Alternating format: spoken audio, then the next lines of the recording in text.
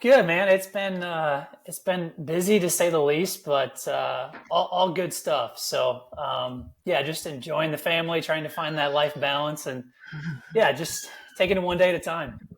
Yeah, didn't you just recently have another kid, like a year ago or a little less than a year ago? Yeah, she's going to be one in about 2.5 weeks. That's amazing. So how many kids do you have right now? Three. So we've got Oh, almost 6 year old, and then a 3 year old, and then almost 1 year old. So we're in the thick oh of it my right now. My wife's God. trying to Yeah, my wife's doing the best she can right now to corral all three of them, keep them quiet, so I can do this. I love it, man. I love it. I want to say, dude, I appreciate you jumping on. I told you, I think a long time ago, I'm just like super impressed by what you and your brother have done. And I kind of stopped doing the podcast for a little bit just because of other reasons, and I was like kind of in this phase where I started seeing other people's stuff online and all this, and I'm like, man, I got to get Chris on the podcast because your journey is pretty amazing, man, to say the least. And I had to kind of you're one of the very few people that I had to actually like write down some things to ask you, just because I always go off the cuff, but I feel like you had such a crazy transition that I'd love to just kind of get into it and dive into what you're doing now, what you did before, wherever you want to start. You want to do an introduction of yourself. I'll let you kind of kick it off, my man. Sounds good. Yeah, and I really appreciate the invite coming on. I know we've had a number of conversations, online and been able to connect over the last couple of years as I've jumped into the social media space. But it's always great to be able to connect with like-minded people like yourself, and yeah, excited to hear all about what you've got going on here as well. But yeah, I guess a little bit about me. Yeah, I just grew up in small Midwestern town in Wisconsin, and very, very involved with my brothers in sports, and kind of got into the track and field basketball scene, and then that kind of led my interest in physical therapy, and so I continued into the physical therapy world from there. And long story short, never was really all that. I just didn't really think like formal education made a lot of sense, but never really was given a clear path to do anything else. And so had a lot of colleagues who were super, super excited about the process and things that they were doing, and the formal education route. And for me, it was just kind of like something I had to do. And again, it didn't really add up, had a lot of questions throughout, and put myself in a position where I was excited to help people. And I think that's really what got me through, was the desire to serve others, and to try to help them with their injuries. And then I got to, traditional healthcare, and just recognized that this system is completely broken. And I had a ton of student debt. So that created a ton of anxiety and stress, obviously, with, trying to raise a young family at the same time. And so, COVID for me then really created an opportunity for me to take a step back and realize I just wanted something different. And so my brother and I, who was also, I'm the oldest, he's the youngest, and there's a couple other brothers sandwiched in between us. And so we just started having a lot of conversations. He was going through a similar battle with being in physical therapy, and just recognizing like none of this stuff makes any sense. And so we just decided to start connecting, and putting out some content online, and meeting people like yourself. And one thing kind of led to another, and we recognized, what if we got on the front side of this and started serving guys on a preventative health standpoint? Because that's obviously doesn't really fit big food, big pharma, big healthcare's way. And there's a desire for that right now more than ever, because people are recognizing the fractures in the system. And so yeah, we just spent the last 2 years building out Brother to Brother, and serving as many people as we can, and trying to get quality, content out that provides value, and hopefully, help some people along the way. And yeah, I'll be honest, I don't like talking about myself very much, so this is a little bit out of my comfort zone. But I guess I'll stop there. No, that's beautiful, man. I love how you summarize that, and yeah, I think it's just refreshing to hear people going the kind of the traditional route, and because I was in a similar place with whatever I'm doing, and you just kind of get to this point, you're like, this is just not for me. Like, this is not what I want to do. And there's this like almost this like moment that happens, and whether you might agree or whatever, but it's like you get to a point where it's like I can either keep going and being miserable and not feeling like I'm doing anything, or I can simply just turn everything off and do my own thing. And if that doesn't work, at least I gave it a try. And majority of the time, I feel like when people do that sort of that hard break and they give themselves the space to do what you're doing right now, you actually end up finding way more success and passion and fulfillment in that, in whatever you're doing, than to follow something that has been, like you said, broken for so many years. Yeah, I don't have a whole lot else to add there. I think that's very well said. My dad always used to, he coached a lot of our basketball growing up, and he always said, "Shoot your shot."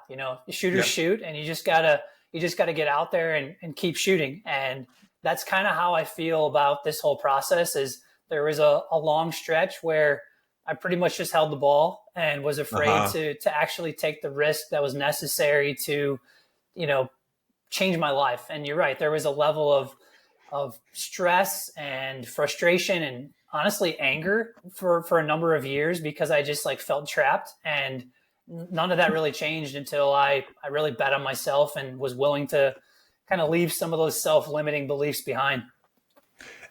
And I want to know, tell me a little bit about how your response or your wife's response and kind of your internal response was to, you're raising a family. And I think like sometimes people feel even a little bit more stuck when they are in that environment where you're like, okay, I have a family to feed. I have to, I have to put food on the table, but if I'm not happy, then it's kind of resembles like what I'm going to be doing in my family life. And it just becomes this very sort of sticky situation. Like, how was that conversation with your wife, and how was it mentally for you to take that leap, knowing that you had to do what you had to do, for your family? Sure, yeah, and I guess my situation was a little bit different in the sense that we had started this small podcast as well, about a little over 2 years ago now. And that was kind of how we started just connecting with people. And I was still working at that time. And that started to open up some doors, and we started to recognize, I think there's an opportunity here if we just go for it. And again, going back to the COVID stuff, was pretty outspoken about a number of things, and was put in a situation where I almost lost my job a few months before. And because I wouldn't move forward with some of the mandates and things that were being put in place, and ultimately was able to continue working for a few more months. And then again, there's a lot of things kind of culminated with me then actually losing my job. I guess it would be a year and a half ago, or a little over a year and a half ago.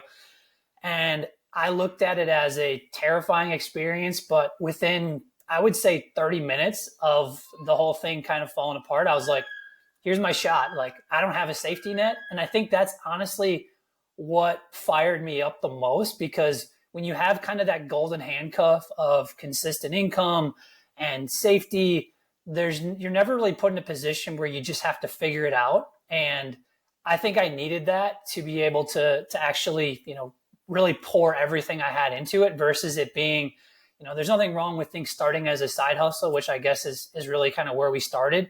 But I kind of needed that push.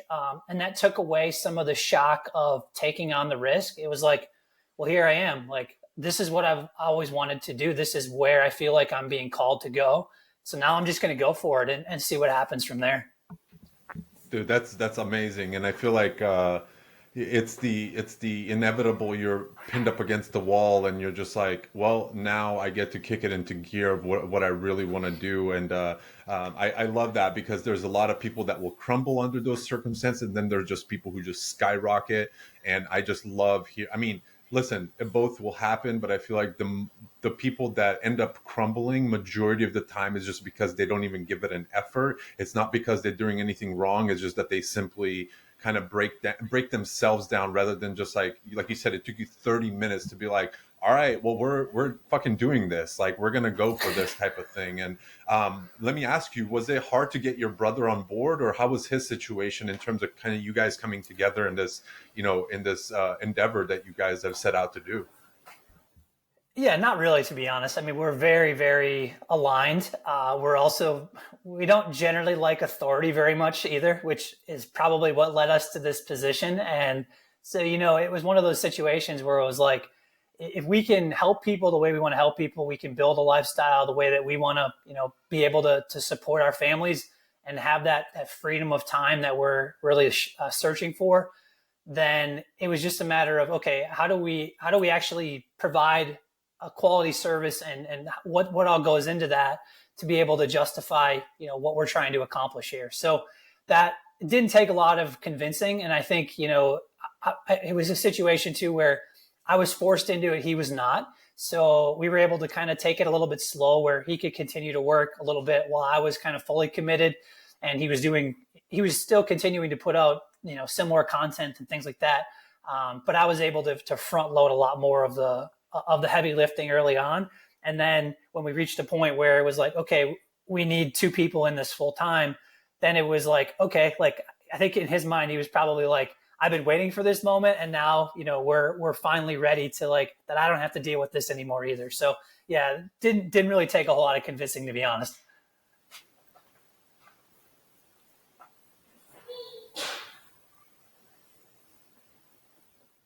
I think I lost your audio.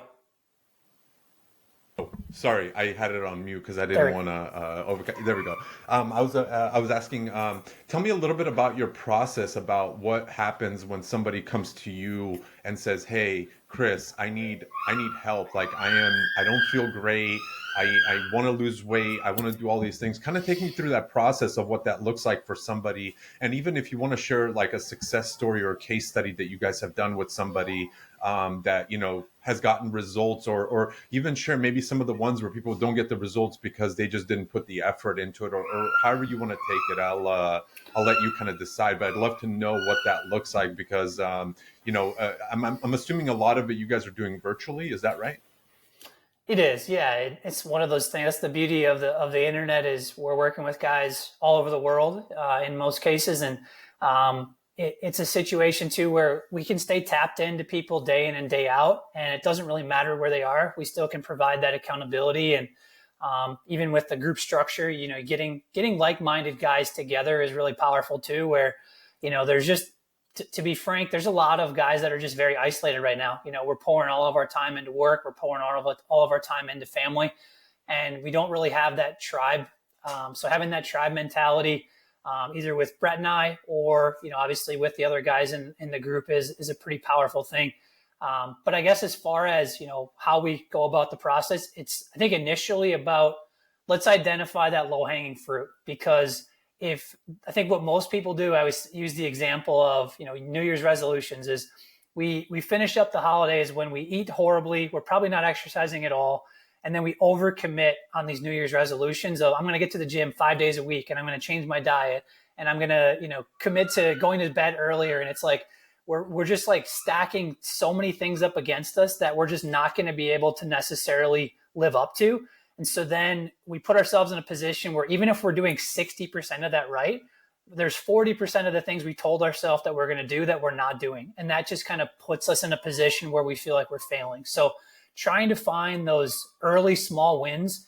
Typically we start on the diet side, because that's where we're going to make most of the progress. So, dialing in those first two meals. And it's like, if you can do that, those are generally the two meals that guys have the most control over. There's not really social events at 7 or 8 o'clock in the morning. You're not dealing with drinks after work. You're not dealing with kids' events, stuff like that. So get it right with those first two meals. Take all the guesswork out, and a lot of the decision fatigue that goes along with those first two meals. You just take it out, and it's like, even if I don't get any dinners right, 2/3 of my meals are locked in right away, and that's usually a big step in the right direction immediately.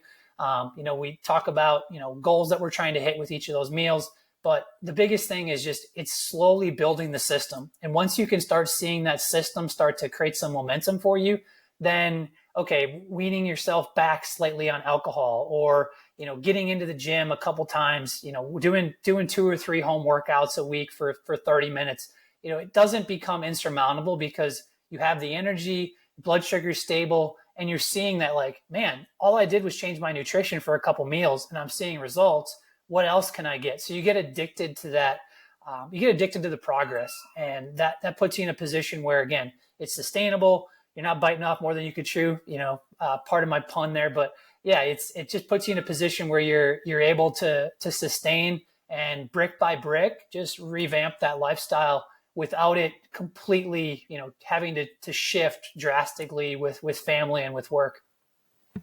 That's amazing. And how long is the kind of the time from the time somebody starts to the point where, you guys kind of say, okay, now you're basically on your own and you got to just maintain and do that whole thing. What does that process look like for you guys as people get into your program? Sure. Yeah. So, and obviously everybody's goals are a little bit different. So, we try to take a very sustainable approach to this. Some guys are looking to lose, 50, 60, 100 pounds in some cases. So in that case, it's typically over 6 months. We're setting them up for sustainable weight loss. And, we're not going to lose 100 pounds in 6 months, or at least if we're not going to aim for that. That's definitely not going to be a goal, because I don't look at that as being a sustainable number. So, putting them on a position where we can make the most of it and they can be set up for success. And in some cases, we have guys continue with us for another 6 months or whatever it might be. Other guys, maybe they're looking to lose 25 pounds or so. We typically see guys able to accomplish that over the course of, say, like 4 months or so.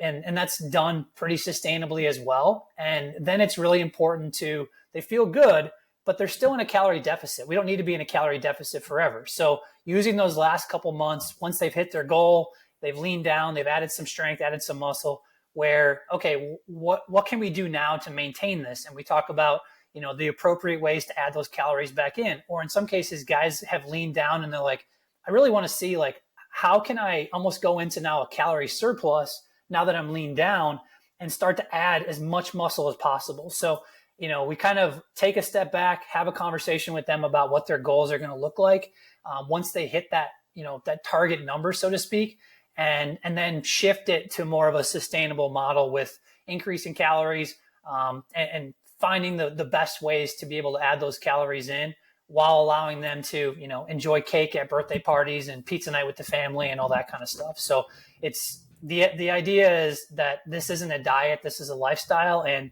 once you kind of know what that looks like, then when you go out to dinner with your wife or whatever that might be, it's almost like ingrained in your brain of like, oh, this is what I'm supposed to be looking for. I know how to hit specific goals with every meal because I've been doing it for the last, 3, 4, 5, 6 months. And I don't have to think about it anymore. And without going off on too much of a tangent, that's why I don't like calorie counting very much. I don't want to do it personally. And I feel like I'm very health conscious. I don't think the average person has the bandwidth to just, even if it's 10, I see guys all the time talk about it's only 10 or 15 minutes of your day.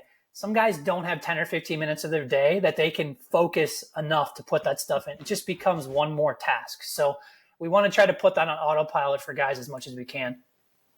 Dude, I absolutely love this approach from absolutely every angle, just because I think you used the word sustainable quite a few times, and creating a lifestyle. Because I'll give you a quick example. So about 10 months ago, I was about 225 roughly. And, I'm a little bit taller, so I don't have like a little gut hanging over or anything like that, but you just don't feel, great. You don't feel this sense of like, man, I got all this. And I'm a very high energy person when it comes to things, but you still feel a little bit of that morning slog, or at night you just want to kind of like not do anything. And so and I had some kind of like mental health stuff going on with my business and all these other things. I don't know, one day I was just like, I need to kick things into gear. And I've been an athlete my entire life. And so I started doing a lot of calisthenics. I started doing a lot of yoga. I started doing a lot of lifting. I started doing all of these things. And man, what you said earlier, people get to that point 3 or 4 months. It's very hard once you get to that point when you feel that energy, you feel that, you look, even just looking in the mirror and being like, man, I even if you lose 5 pounds, you almost tend to see it a little bit more than if you lose anything else. And you just feel like that, man, going backwards now and adding that weight just because I want to eat an extra 2-3 pieces of cake, or I want to have pizza night, or whatever else it is. Like, it doesn't even feel good to do that anymore. Not saying you shouldn't, but it feels like man, all this hard work I've put in, like, do I really want to go have a burger from like In and Out or something right now? I probably don't. And so it's just one of these things where I feel like it's those people that get to that point where they feel better, it's very hard to go back the other way. And then I think the sustainable, like, hey, I need to just continue doing this, and I just, even if I put in 30 minutes every single day, I just need that feeling. It's like that extra dopamine rush that we're chasing on so many different angles as humans now, especially with social media and all these other things. But when you get it in like the health aspect of your life, it's such a bigger ripple effect across everything you're doing, the way you're eating, the way you're sleeping, the way all of these other things. And I speak for myself, like it's amazing. I've lost like 30, close to 30 pounds in about 10 months at this point. And in that, building strength and doing all these other things is just like a life-changing thing, where I literally look at people next to me in my yoga class who are in their 70s and they can lift their leg above there and they're super lean and all this. I'm like, that's inspiration right there. Like that right there is, this is a lifestyle at this point. And so it's just really, really inspiring to be in that space. Congrats, brother. That's quite the transformation you've made here over the last almost a year now. But that's Yeah. fantastic. I did not know that. I had no idea that you went through the increased stress and anxiety. And I'm sure even on the mental health side of things, it's been a complete game changer for you that you have that outlet, you feel better, high energy, and that's amazing. And the piece that you kind of mentioned earlier about it has that ripple effect. That's it's not just even individually, it has a ripple effect with the families and colleagues and coworkers and all that. And what I've found is that it almost becomes like, I always complained years ago, where I was like, I had a hard time connecting with like-minded guys and things like that. I talked about how like, oh, it's I just kind of a woe is me, so to speak, where like you're just like, it's hard for me to relate to all this stuff, when in reality it was me. It was a me problem. And when you start to like make change and you start to pour into yourself, I think those people start to like come into your life on its own. You don't, again, you and I having this conversation right now, like those things don't happen until you start working on yourself. And it just tends to draw the right people into your life, and you just attract those people from there. So that's, yeah, amazing transformation. Thank you, man. I appreciate it. And it's a lot of hard work, and I never, I understood a few things from being, like I said, I played soccer for 20 plus years of my life. I, just always been doing some sort of athletic exercise. But it's one of these things where I knew two things. Diet is like 90% of the battle. So if you just stop eating shit food, you're gonna lose weight even if you don't go to the gym. And number two is like, when you get to a certain point, and you realize that, I feel like when you really connect with yourself and you listen to your body, and you're like, when you need that day of rest, you take that day of rest. But when you need to go hard, go fucking hard. When you realize that and you find yourself in that mindset, then you just feel like every like wall that people put around you, just like, no, I know what I can do. You just get to know yourself. And like you said, pouring that energy back into yourself. I mean, my relationship with my fiance, my relationship with my family, my relationship with my friends, it just like, it's one of these unknowns that you can't explain to people until they're in that space. You can go in and make these promises to people, you're going to feel better, or your family, this and that. They're just going to be like, but yeah, but I don't, that's not something like tangible that I can see. And I feel like when you actually in that space and you give yourself that time and you start to see, you're like, oh, this is what people have been talking about for this entire time. So yeah, man, I completely agree with that. And I just think, I think everyone just needs to give themselves at least 30 to 45 minutes every day of hard exercise. And I feel like everything else, it trickles in from that, and building that consistency in one part of your life. I talk about consistency a lot because it's changed my life in so many ways. But consistency, I feel like, is the number one thing that people can change in their life, that they have the power to change. And that trickles into every aspect of your life, that it becomes hard to not be consistent anymore. Yeah, man. I mean, you create that situation where you're not relying on motivation anymore. And I think that's huge, is you got to kind of hit that, you got to bust through that motivation wall where like every day you got to pick yourself up to be able to drag yourself to the gym or to cook a quality meal. Eventually it just becomes part of who you are.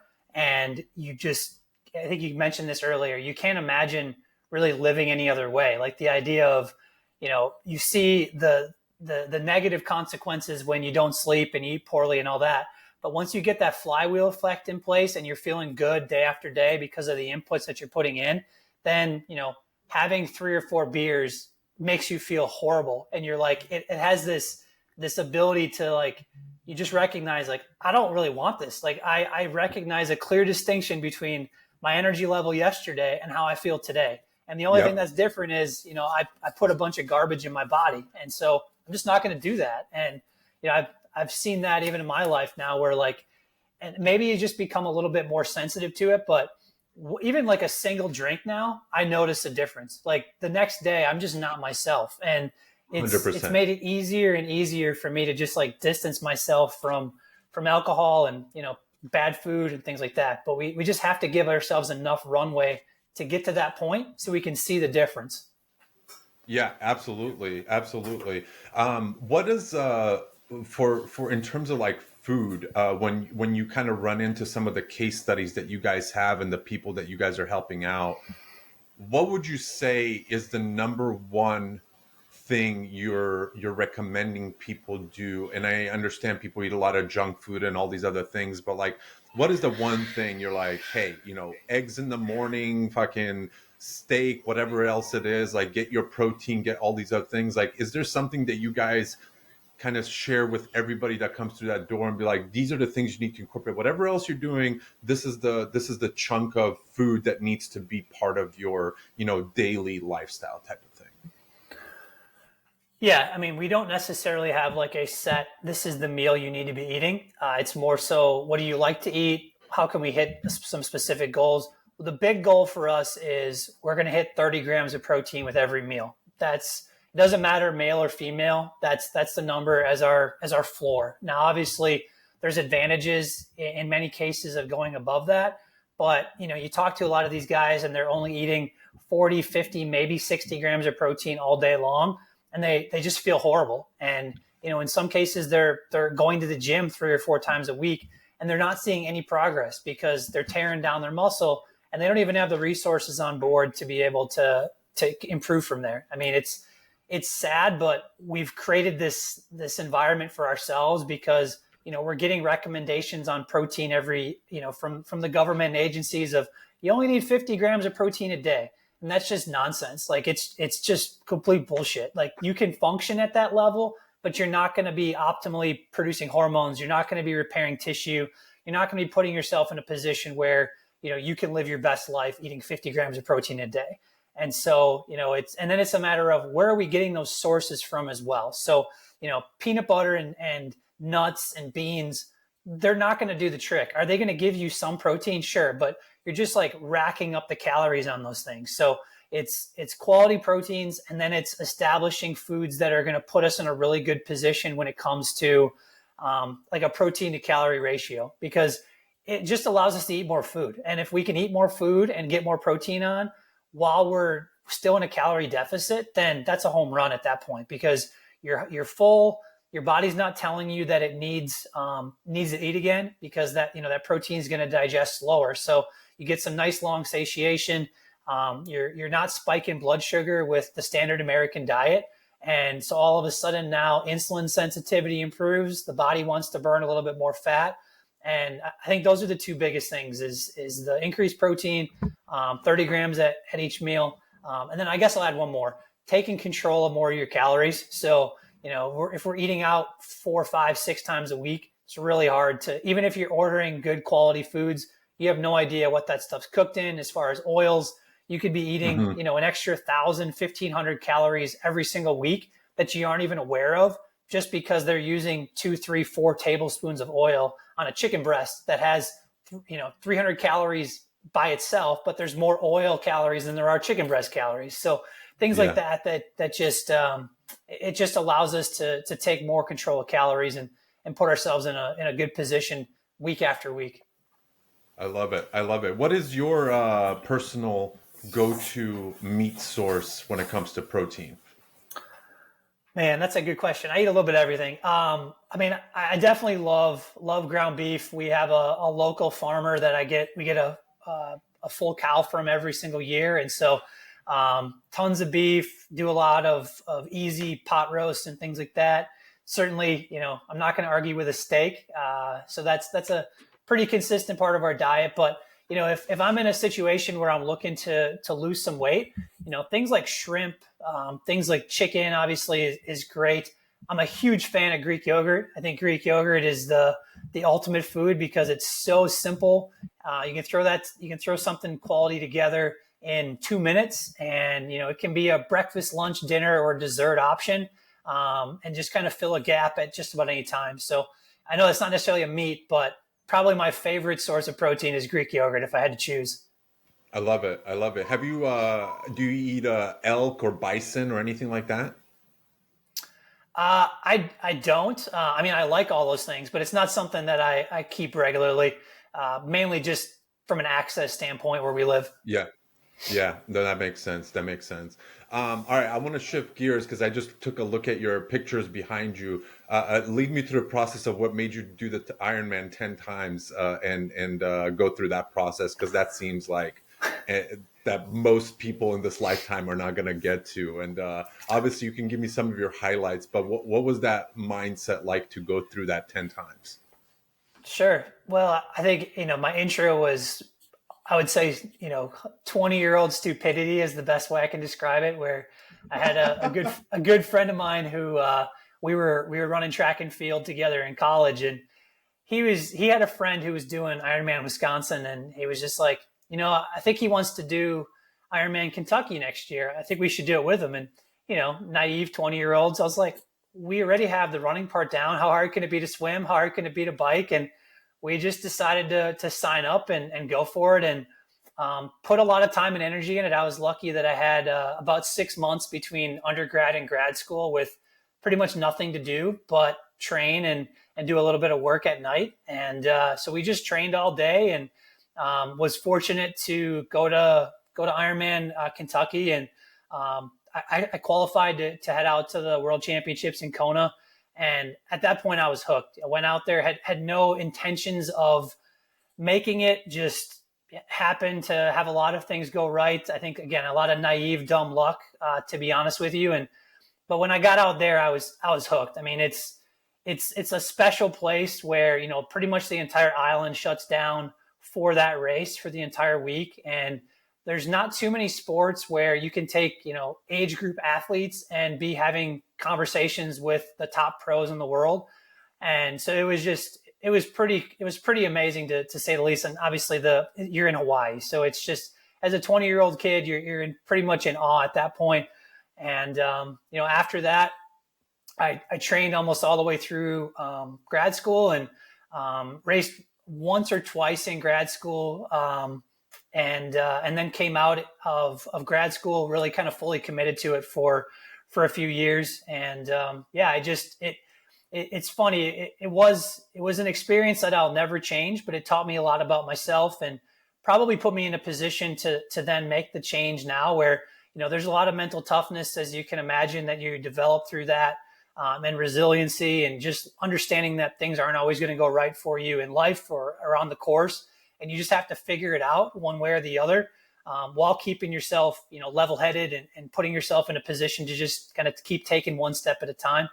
But I guess, I think eventually it led to, this is too much of who I am. And my identity was really in Ironman. And when my wife and I got married, I just realized, I don't want this to be, who I am for my wife, who I am for my kids. And, so I actually have taken a step back from it here for a few years, and just kind of refocused, obviously, on other things.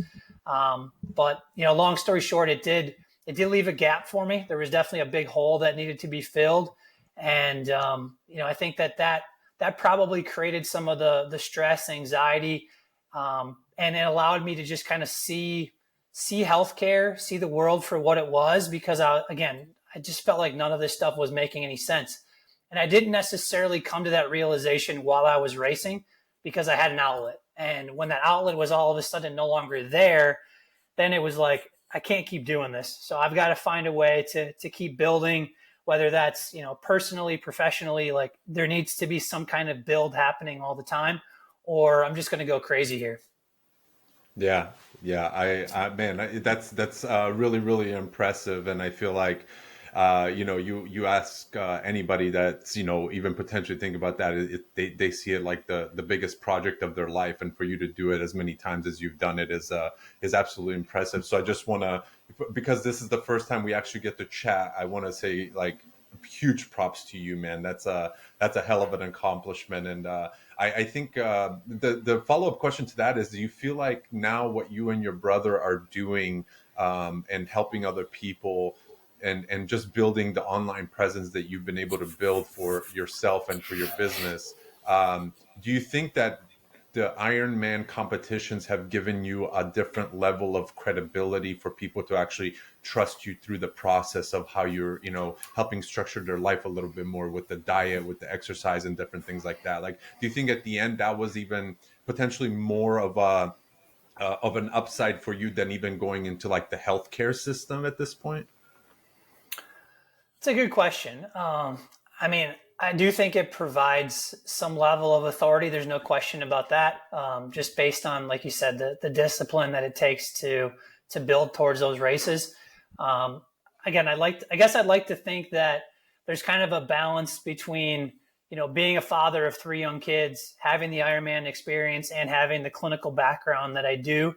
That kind of those, it's hard to say, talking with some of the guys when we reach out about connecting, kind of what draws people in.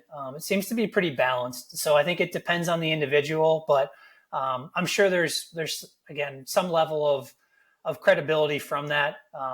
Again, it's not something that we necessarily talk about a whole lot or whatever. It's just sort of a situation where some things are going to resonate with certain guys, and other things are going to resonate with others, based on, like I said, the clinical stuff, the dads. I think that the dad side of it's where I think I'm the most proud of, is just being able to like balance health, balance my family, and balance my career. Like that's really one of my primary goals, because ultimately, like, my kids are, one of my top priorities. Like even above the business, above, my health I take care of my health. I take care of the business for my family. I Hmm. don't do it, if that makes any sense. Right? They're not Yeah, my of course. excuse. They're my reason. They're my why. So I I think love that's it. probably the biggest thing for me, and something that I really try to strive to focus on is the dad side more than anything else. Yeah, absolutely. And I love that. They're the reason. They're not just, yeah. Absolutely, man. Tell me a little bit about you jumping in from, obviously being in the healthcare side of the world, and then shifting over into, using basically, what I assume is like, your main channel to drive your business is like social media. I mean, you've grown an amazing following. You have a lot of support. Your brother's done the same thing. Like, what was that transition like for you? What were kind of some of the fears, and I guess some of the wins that you got really early on, that you were like, oh, I can actually do this? And I don't know what your background is in terms of like writing, but being able to distill ideas and put them up and share with people and all these other things. Like, walk me through that a little bit, like kind of the early days of, because I feel like you and I met in a very we met in a growth like group for like the social media side, but I feel like you had this amazing jump off point where the information you were sharing was, I mean, it touched a lot of people with like, the type of foods and what the industry, and you can talk about like, hey, this system is broken because I was in it. You had this real credibility, and then like I said, the Ironman thing and all these other things, like you had so many things to back up your statements, to back up your words, and all this other stuff. Like, what was that transition like for you and for your brother? I guess, if whatever about his kind of mental state at that point, it's like, how was that transition to get your, to focus solely on building like an internet business at this point? Yeah, I mean, I would honestly say that there were more failures than there were wins for a long time. To be frank, like it felt like for a long time you were just putting information into the abyss, and we didn't really know what we were doing. We really hadn't taken the time to learn the space either. Trying to get around people who had been doing it for a while and had some level of success. We were just trying to figure it out ourselves. And I do think it was important because we had to figure out if this was really a space that we wanted to be in long term. And, I think you can learn a lot just by getting your ideas out there, even if nobody's really looking at it. I think there's a lot to be said for just, people get kind of that analysis or this paralysis by analysis because they're afraid to tweet something. They're afraid to put their ideas out there. And at the end of the day, most of the time at the very beginning, nobody's seeing your content anyways. So it really just gives you an opportunity to get better at your craft and spend some time writing, spend some time reflecting. And you're not necessarily going to get feedback on what's good and what's bad right away. But you could argue that's a positive thing because you're not going to get a lot of negative reinforcement when nobody's really seeing your content. And as you get more comfortable putting stuff out and you kind of refine your process, then you can start, really trying to, I think connecting with people is really important because some people they're steps ahead of you. And so if you have people who've done it, who've had some level of success with it, even if they're just one step ahead of you, they've learned something that can probably help you in the process. And then from there, you can figure out, what you actually want to do with it. The whole idea of like a niche, I don't really care for. I mean, I guess we're in the health niche, but like, I like talking about fatherhood. I like talking about, some of the other things that I've experienced day in and day out. And it's not always, this is about nutrition. This is about exercise. Show your personality. I think people really, really like to see that. And so that was something I learned early on is you don't need to be a robot on here. The best people on any social media platform have a personality and they're not afraid to talk about things that don't necessarily always fit their niche. Because that's really how you make fans and you create followers who really care about what you have to say. But yeah, as far as kind of the rest of the process, it really took off for us when we started to have more and more of those connections, more and more of those like-minded people around us, because then it was like on a daily, every single day, we were just getting feedback on what works, what doesn't work. And that was also about the same time when we started to get some level of engagement. So you could test some different things. One thing that I still remember is how much time I put into writing a thread, and you'd spend all this time writing it. And then you'd write a crappy hook and you realize like, if the hook's horrible, nobody's reading it. You can put all that energy into it, but nobody's reading it. So then it was like, when you get feedback from people, they're like, dude, you got to spend as much time or if not more time writing your hook as you do the whole rest of the thread. Like that was a game changer because then you could figure out what types of hooks work, how to be able to just make that something worth reading and provide enough reason for those people to read it. As opposed to the opposite where you're kind of writing a novel on the backside, but the title sucks. So that was something that was really, really helpful for us early on. I guess I'll pause there. No, that's awesome, and I think we all went through that sort of learning stage about the non-writers learning to be like how writing can affect other people and what you have to do to get that sort of initial spark and an initial engagement and initial when you post something and you think nobody's listening, then you get that DM and they're like, dude, what you just said there like changed everything for me, gave me a new perspective on what I'm doing, and I've been head down doing this. And so I think that's really, really awesome. And I feel like with experience, with everything that you've been through and your brother, I feel like there's a lot more that you guys will be sharing and could share. And I think it's just sometimes like finding the time of day to like write all this stuff down. So did you ever, are you guys going to be experimenting sort of with like more like video stuff at all? Like what's kind of the next phase of this, growth? Because there's a lot of things have changed on the social media aspect of things. There's been a lot of changes with, Twitter being X, and then this whole like new wave of like content that's getting distributed and how it's getting distributed. What's kind of the next phase for you guys, or have you guys been thinking about that at all? Yeah. So I think one of the things is we recognize that we don't have control over social media platforms, and even really, really quality content. The same content isn't always going to catch eyeballs. And that's unfortunate because it puts you in a situation where you can never really find a sustainable approach to this. And so, for us, a big piece of it is we've been putting out a really quality newsletter a couple times a week, all the way back about 7 or 8 months now. And, in the health space, something I'm not afraid to brag about is I do think it's one of the better newsletters out there. There's a lot of time and energy. They're pretty in depth. They're pretty high value. And there's a lot of practical pieces in it versus, walk 10,000 steps and eat more protein. Like we get into some topics because I think we can unpack some topics at a deeper level than what, again, the average person in a health space can do. And so we're really focused on building that list. And because once we have that email list, then we can touch people on a daily or a couple times a week. We don't have to worry about what the algorithm's doing. We don't have to worry about is video content or long form or threads. What's working well, what's not working well anymore. Is once we have the newsletter, we know that the open rates are really, really good. And we know that the value is there. And so then we can just continue to write quality content and ensure that it's getting to the right people and that those people are going to be able to apply it, hopefully share it with friends and family. And, at that point, just be in a position where we can help it. We can help a lot more people in our newsletter than we can doing, group coaching. Let's be honest. We're not going to be able to do group coaching with a high percentage of the people that we engage with or interact with every day.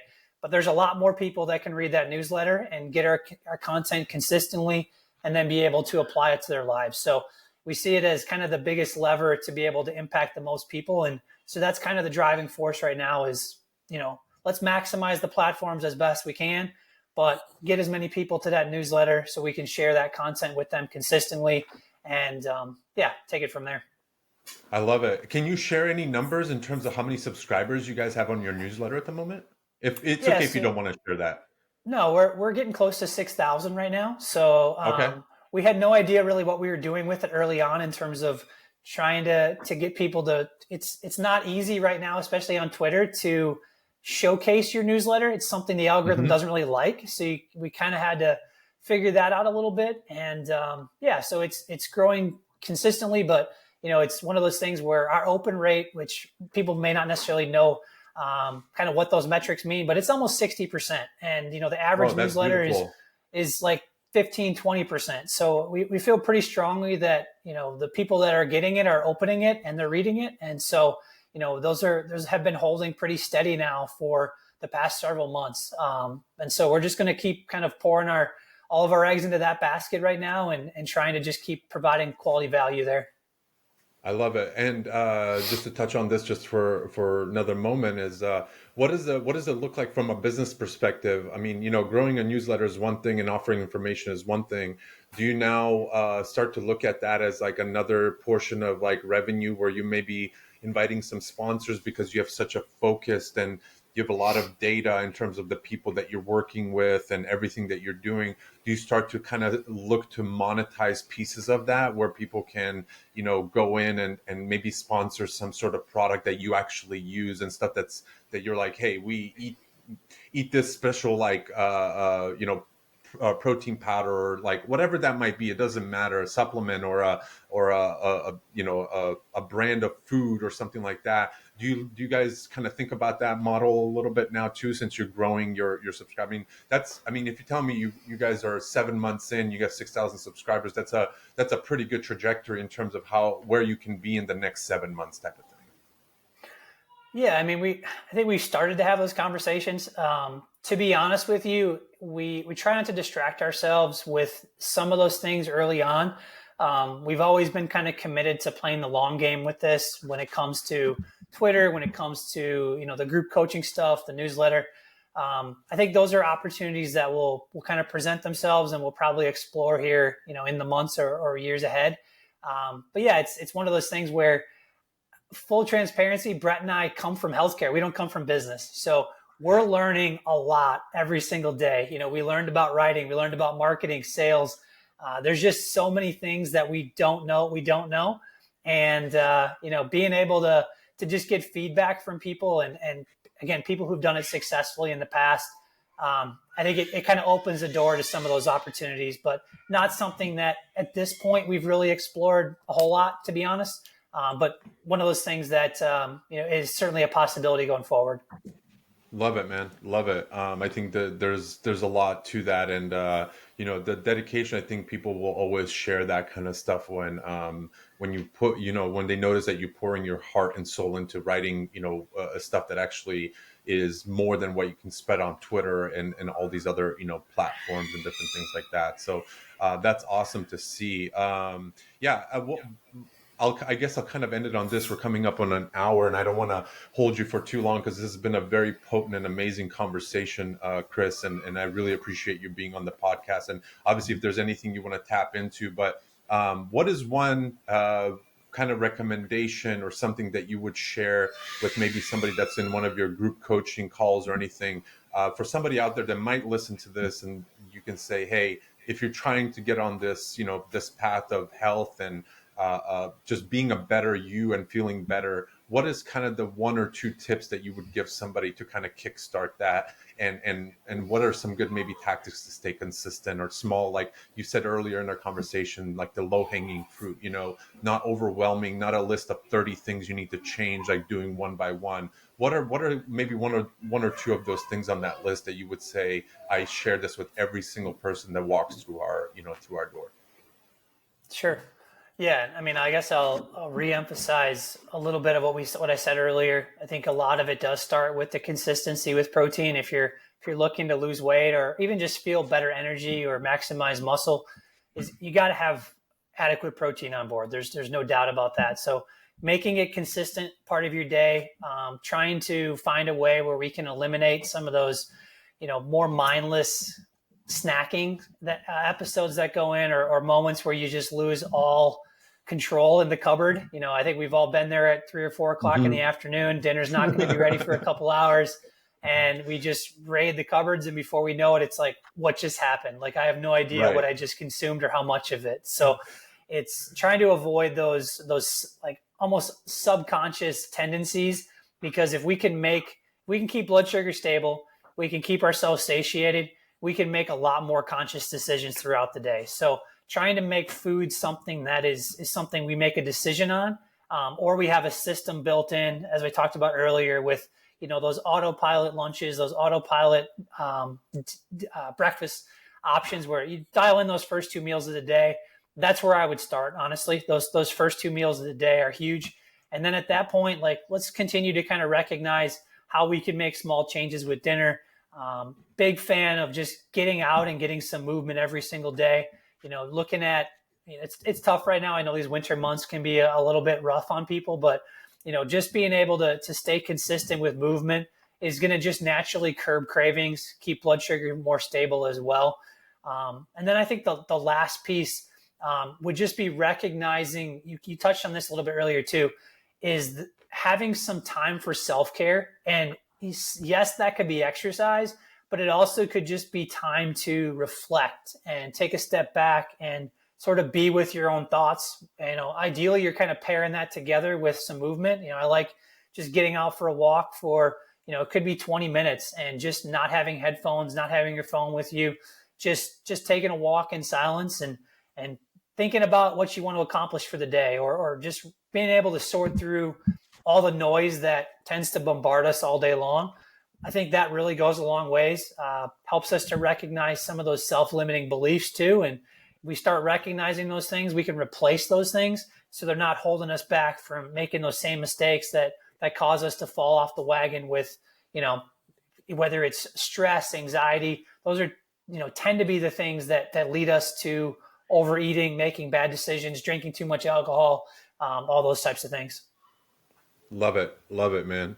That's a great message, and yeah, I would agree with all of that. I've cut down myself, like I told you, with my recent journey about losing weight and stuff. I mean, alcohol is almost nowhere to be found. Like, I'll have a beer here and there, but even then, like you said, you wake up the next morning, and I do my exercises early in the morning. I'm between like 8 and 9:30 in the morning. After I wake up, I always go take a walk with my dog first. I come back, I spend some time with my fiance, then I go out on my workout. I go do a cold plunge. I really like focus that first few hours of the day for myself. And then when I get to my desk and I want to get some work done, I'm just like, I've done everything that I need to do today. All of this is just extra, and I get to just focus, have my mind in one place rather than thinking about, oh, at 5 o'clock I have to go extra. Now I have to cut down my day to this time and all this. It's just organizing, structuring, and just that consistency, that routine, I think ends up being your best friend type of thing. So no, man, I really, really appreciate it. One last thing, tell people where, they can find your program, your newsletter on Twitter, anything else you want to share where people can kind of get in touch with you. Whoever listens to this, if they get inspired to, reach out to you, I'd love to have them know where to go. Yeah, no, and first of all, I just appreciate you once again inviting me on here. It's been great to connect and chat about a few things, and feel like we're kind of just getting warmed up here. But yeah, for those interested in checking out, the newsletter, kind of learning more about who Brett and I are, kind of what we're all about. Our newsletter is called the Fit Fathers Flyer, and it's something we put out a couple times a week on Tuesdays and Fridays. So that's you can search that on Google, should pop up there for you to subscribe. But we also are pretty active for the most part on Twitter, a couple other platforms, but primarily still Twitter. So I'm at Chris Boettcher 9 on there. And then finally, if you're interested in checking out our program, we're at brotheru.com. And we've got a lot of information on there with guys we previously worked with, and as well as some of the expectations in our program as far as what our program looks like. So, but yeah, happy to answer any questions. Feel free to always DM me or shoot us an email, and yeah, we'd be happy to answer any or give you guys any feedback on anything. So, but yeah, man, I really appreciate you reaching out and being able to connect here today, and hopefully we can do it again here sometime. Yeah, the pleasure is all mine, Chris. I appreciate your time, man, and this was awesome.